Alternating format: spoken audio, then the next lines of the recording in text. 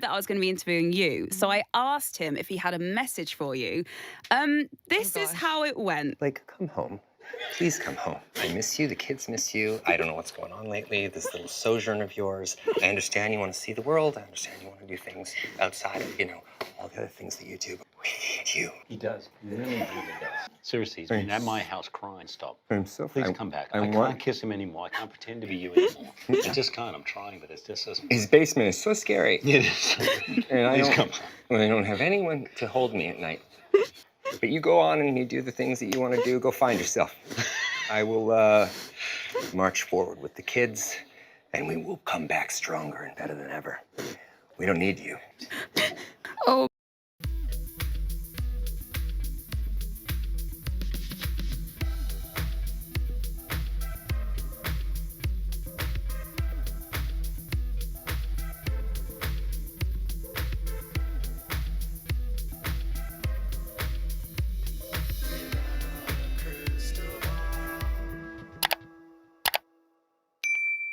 Hi friends, it's Katie from Without a Crystal Ball. Welcome back to my channel. Given that the past week or so, it has not been in the favor of Ryan Reynolds and Blake Lively in the court or in the court of public opinion as it pertains to lawsuits with Baldoni versus Blake and Ryan and Leslie Sloan, or Stephanie Jones versus everyone, or Blake and Ryan versus everyone.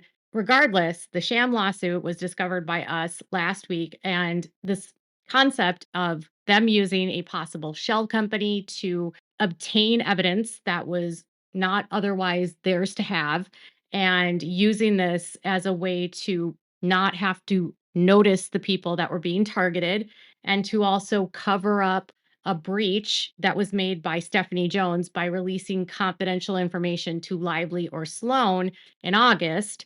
And they were trying to make it more legitimate and obtain the information through legal proceedings like a lawsuit, but they still went around a backdoor way by using a shell company, Van Zandt, not notifying Jenny about her phone, and not filing a lawsuit that somehow tied all of these pieces together, which would make it so that Baldoni was the target, or Jenny. If you need to get a rundown about all the drama, you can check my podcast link. I've been covering it all week. But because the headlines right now are not in the favor of Blake and Ryan, even though they think they are, I mean, they can play the legacy media, but in the world of social media, they're still losing. So what better way for Ryan to try to flex his muscles and reclaim some power and try to reframe the narrative that he's not the one that's after the confidential information. It's actually Wayfair that's doing this, and what they're doing is egregious, and there's no basis for what they're seeking,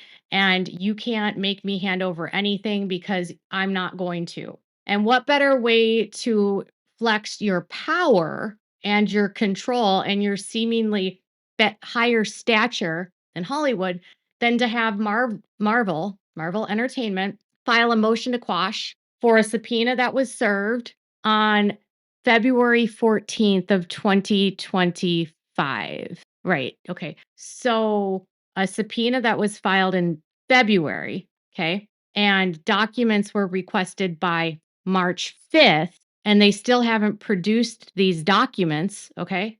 So they're overdue at this point. They are about, I don't know, more than a month late on meeting this deadline. And now Marvel is trying to say that they need not to send this information because it's Wayfair that's actually trying to breach their confidentiality and get control of their intellectual property and get their hands on what doesn't belong to them. Okay. Even though Ryan and Blake used the backdoor method to obtain information about another intellectual property called It Ends With Us. So do you see the gamesmanship happening here? They use a backdoor method. They get access to confidential information through a back channel.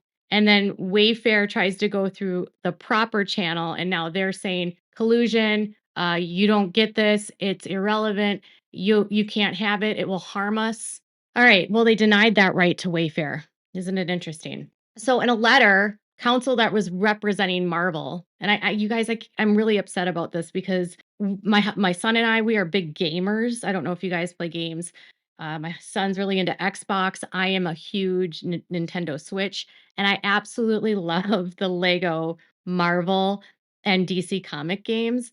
And I'm so mad right now that I don't want to play the games, but that I'm so addicted to the games. So I'm really torn about this. Okay. So we write pursuant to the federal rules of procedures, and they want to have a subpoena quashed, issued to Marvel from the Wayfair parties, or issue a protective order prohibiting the disclosure of Marvel's confidential documents by any party or other non party in this action. Alternatively, they request that the court stay the return date of the subpoena and related document requests until after the court decides the pending motion to dismiss of counterclaim defendant Ryan Reynolds. They're sending this in again more than 2 months after they got the subpoena, and they were commanded to go on March 5th to provide documents.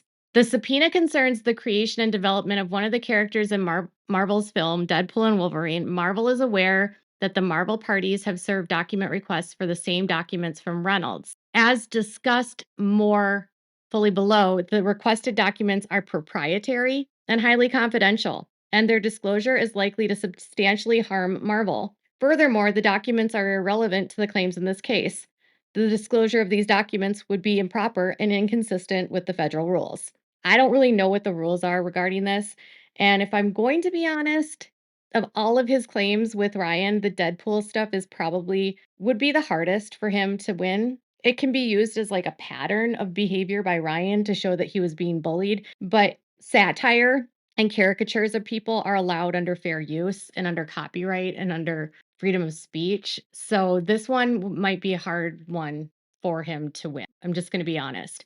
But then they go on to say Deadpool and Wolverine is a film produced by Marvel Studios. The film was released in July of 2024. It is the third in a series of Deadpool films and is the 34th film in the Marvel Cinematic Universe. And then they go on to basically talk about how successful they are. And Deadpool featured a bunch of different characters: Lady Pool, Dog Pool, Kid Pool, Head Pool, Nice Pool. And the parties make brief reference to Nice Pool in their first amended complaint. Specifically, they allege that Reynolds and Lively continued to leave breadcrumbs in their campaign for mocking and bullying defendant and counter plaintiff Justin Baldoni by including Nice Pool in Deadpool and Wolverine as a vicious caricature of Baldoni. And that scene that with Nice Pool were intended to be transparent and a mocking portrayal of Reynolds' warped perception of Baldoni. The subpoena calls for the production of all documents and communications concerning the creation, development, modification, or portrayal of the character Nice Pool from Deadpool and Wolverine. It also calls for the production of all documents and communications concerning Baldoni. Marvel further understands from the notice by Reynolds that RFPs call for Nice Pool related documents from Reynolds. On a motion to quash, the party issuing the subpoena must demonstrate that the information sought is relevant and the material to the allegation and claims at issue in the proceeding, after which the burden shifts to the movant. A court may quash a subpoena if it requires disclosing confidential research, development, or commercial information. Now, I think this part might be challenging for them because at this point in time, they're not going to discuss whether or not the Deadpool situation is defamation or not. And the Deadpool or the Nice Pool stuff is more of like a pattern of behavior of Ryan. So it could be relevant. And this is exactly why the judge gave third parties the attorney's eyes only. They gave them the attorney's eyes only designation specifically for information and for situations like this. And it was provided to all third parties.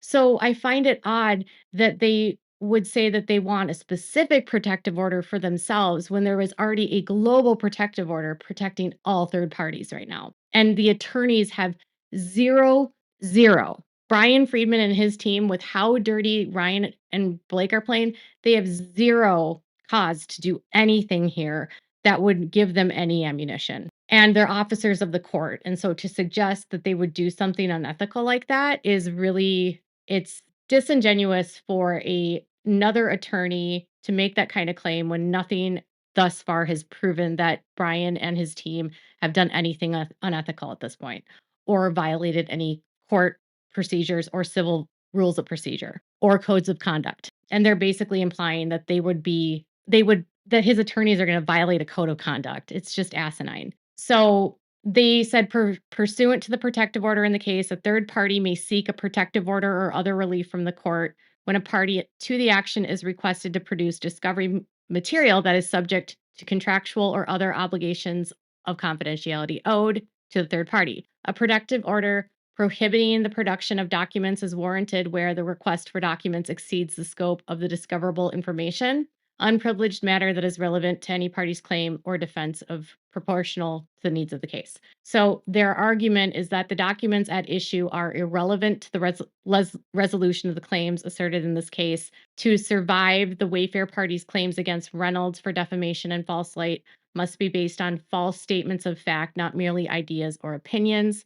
Really kind of laying into this idea again that everything that Reynolds said has been opinions. And they also are saying that in their FAC, the Wayfair parties allege that Nice Pool is a caricature and a mocking portrayal based on Reynolds' perception of Baldoni, but identify no false statement of fact. Consequently, the portrayal of Nice Pool is not actionable as defamation.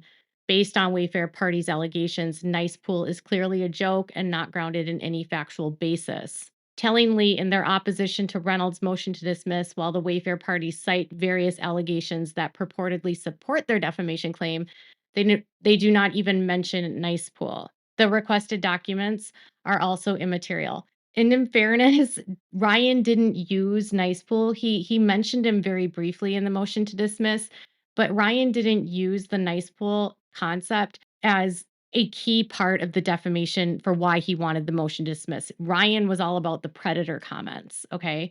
And so he brought up the Nice Pool stuff and was like, you can't sue me for hurt feelings. I mean, what are they going to respond to that? They're not kindergartners.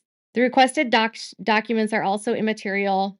The Wayfair parties certainly have other less burdensome means through which they can obtain relevant information, if any exists, from the parties in action, such as request for admission or party deposition. Documents are proprietary and confidential, and their disclosure would harm Marvel. I would really love to know why this would harm Marvel. Even assuming the requested documents are relevant and material, the court should still prohibit their disclosure because the requests are unduly burdensome and they seek highly proprietary and confidential documents, the disclosure of which would harm Marvel. The subpoena requests sweep broadly, demanding all the documents around a character in a major film and all the documents concerning an actor from seemingly anyone related to Marvel. These requests necessarily call for the production of drafts, scripts, production notes, and other documents relating to the film. And the court recognizes the documents relating to the development of a creative work are confidential and deserving of protection. The requested documents are particularly sensitive because they relate to the development of a character in an ongoing movie franchise.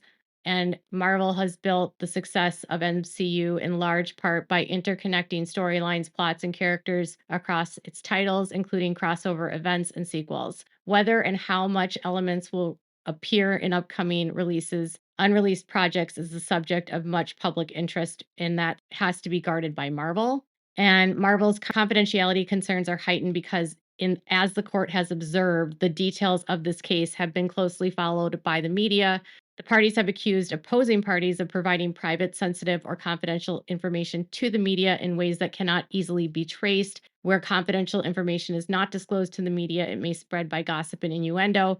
Even if the requested documents are produced with the highest level of confidentiality permitted by protective order, there remains a serious risk that they will be disclosed to the public. So this is a reverse Uno. And I don't know if Marvel is like talking to Ryan and Ryan's calling up Marvel and being like, okay, today's the day you need to quash the subpoena. And you need to remind everyone that Brian Friedman's the dangerous one. And see, our attorneys are right now kind of in trouble because they might have helped us file the Sham lawsuit. And it also turns out that Stephanie Jones's attorneys ran to the media and they were talking about stuff. And then, oh, yeah, someone else connected to us or Jones kind of leaked a subpoena to the media. And that was a part of discovery. So, can you please change the narrative in the court of public opinion and please remind them that Brian Friedman would seriously risk his code of conduct with the court and risk disbarment by defying a protective order, risking contempt of court and possible jail time by disclosing nice pool information to the public. They tried to make this argument to the judge at the hearing, the same argument that Brian Friedman wouldn't abide by it. And the court shut down that argument. Now, I'm not saying that this won't get quashed, but I'm saying that argument isn't going to work with the judge. They claim that these documents are not relevant to any claim in the case. Their disclosure would cause substantial harm to Marvel. They request the court quash the subpoena and prohibit the disclosure of nice pool related documents requested in Ryan's subpoena too. In the alternative, disclosure should be stayed pending determination of Reynolds' motion to dismiss. That's not going to happen either because they tried to do this with Leslie Sloan. So he's not going to allow a stay, be either quashed or he'll approve a protective order, but he's not going to do a stay. They haven't shown good cause for why it should be stayed. I don't think. If the court declines to grant the relief requested herein, Marvel respectfully submits that the disclosures should be stayed pending the decision of his motion to dismiss. Good cause exists to stay discovery as set forth by granting the New York Times motion to stay. This didn't work for Leslie Sloan and it's not going to work for them. They don't have a privilege that they're behind.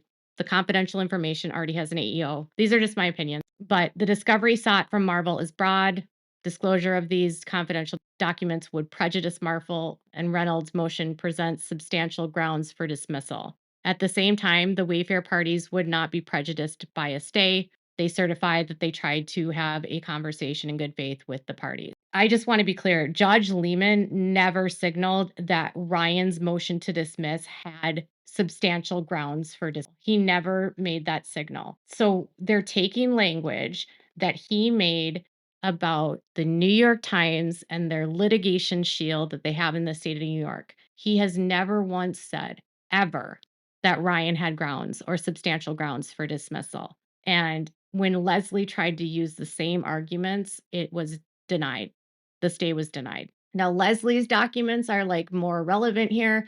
I don't know if he's going to want and allow it. Maybe he's going to say it is too broad. But quite honestly, they have 2 interrogatories for Marvel. That's it. 2.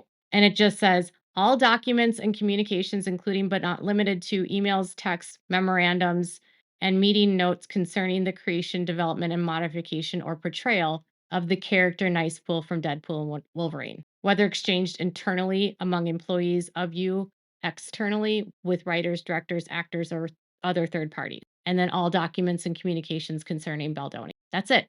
That's it. 2 interrogatories. And you have to think that Nice Pool was thrown in. They started writing him like in January. So it's not like they have a lot that they had to work from. And because Ryan's one of the primary writers, there wasn't a huge group of people that would have been developing him. It was like him, Sean Levy, and his other writers of the film. Really, that's it. Maybe Kevin Feige. That's it. There's not all these people that would be involved. But the Nice Pool stuff is iffy at best because, again, it is satire. It's a caricature, and that's allowed. I mean, it would kind of be like, say, Donald Trump suing Saturday Night Live because they do skits about him, or Joe Biden, or whoever they're mocking that week on Saturday Night Live. I don't know who they're even talking about because I don't watch Saturday Night Live, but it would be akin to something like that. It would be akin to going after a sketch comedy who's making a parody about someone. So I don't know what the judge is going to rule, but I think the arguments about why they should get a stay wouldn't work with the judge. And I just think it's ironic that, again, the moment that Ryan is getting accused of shady work and his attorneys are being accused of being unethical, they need to circle back through a court filing through Marvel. And I just find the timing really odd because, again, they're past the discovery date. They've missed the date. Like at this point, they could do a motion to compel them to deliver discovery because they are past the date of when the interrogatories. And so now they're trying to get it quashed because they don't want to do it. But then again, they're filing this the same week that all this comes out about Ryan and Blake. I don't think that's a coincidence because Marvel wants to protect Ryan. And I think this is, again, more proof of the kind of power Ryan has in Hollywood. He can get studios and comic companies to go on record and make it seem like Baldoni is crazy to even think that this is reasonable to ask for this, and then also that his lawyers are the ones that are dangerous, not the ones that filed the fake lawsuit and took a backdoor approach to getting copyrighted intellectual property about Justin's studio. Wayfair Studios, by the way, is a competitor of Ryan's. The only people at this point that have actually violated privacy and leaked confidential proprietary information about anyone are Blake Lively, Ryan Reynolds, Leslie Sloan, and Stephanie Jones. So what are your thoughts? What do you think Judge Lehman's going to do? I give it a 50-50. Tell me what your thoughts are in the comments below. Make sure to give this video a thumbs up. Make sure to subscribe to my channel if you haven't subscribed, and click the bell so you never miss a video. Thanks so much for watching. Bye, guys.